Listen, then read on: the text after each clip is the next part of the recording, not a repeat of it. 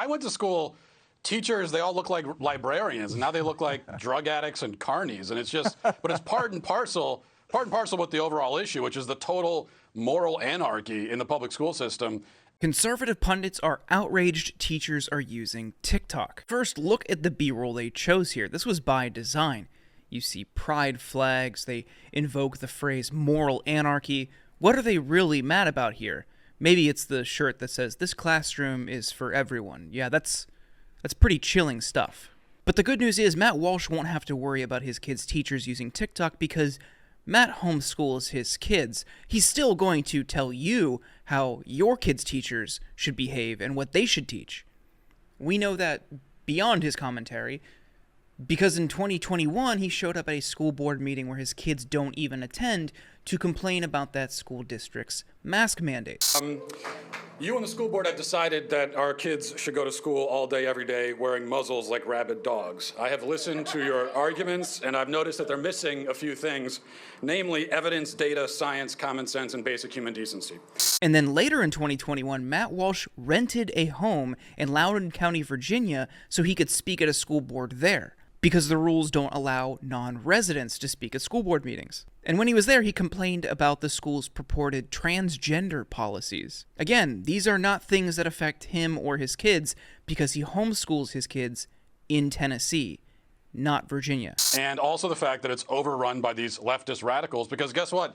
You know, when you look at the stuff happening on college campuses and all the crazy Marxist students and everything, and we like to console ourselves and say, well, they'll get into the real world and they'll change.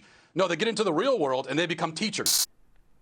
And you might remember Loudoun County, Virginia, from the origins of the critical race theory hysteria. This was a hotbed for the controversy, or should I say astroturfed controversy, because that's what this is, and that's what this segment is ultimately part of. This is part of a larger right-wing astroturfed movement. It's fueled by right-wing megadonors, and their strategy is to continue to chip away at the public school system. And their attacks so often focus on teachers' unions because teachers' unions are a large part of the Democratic base. They have large membership and they're geographically diverse. There's teachers' unions all over the country, unlike single workplace unions.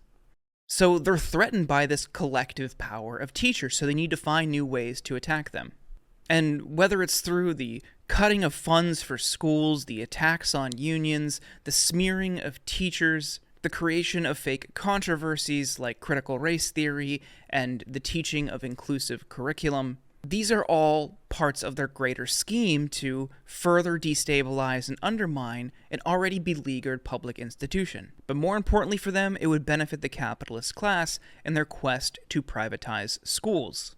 That's why they're doing this. They don't really care that teachers are on TikTok. It allowed them to take some shots at teachers who were, I guess, existing while being gay. Matt Walsh is never one to pass on an opportunity to enjoy some good old-fashioned homophobia or transphobia.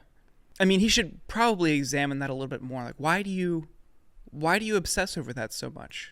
I hope you get the help you need. Think about some of the buzzwords that they invoked in this very short segment. Moral anarchy. They compared teachers to drug addicts, leftist radicals, Marxist students. They likened these teachers to criminals. And at one point, they even suggested that these teachers were using the Russian invasion of Ukraine as cover to do some of these shady misdeeds.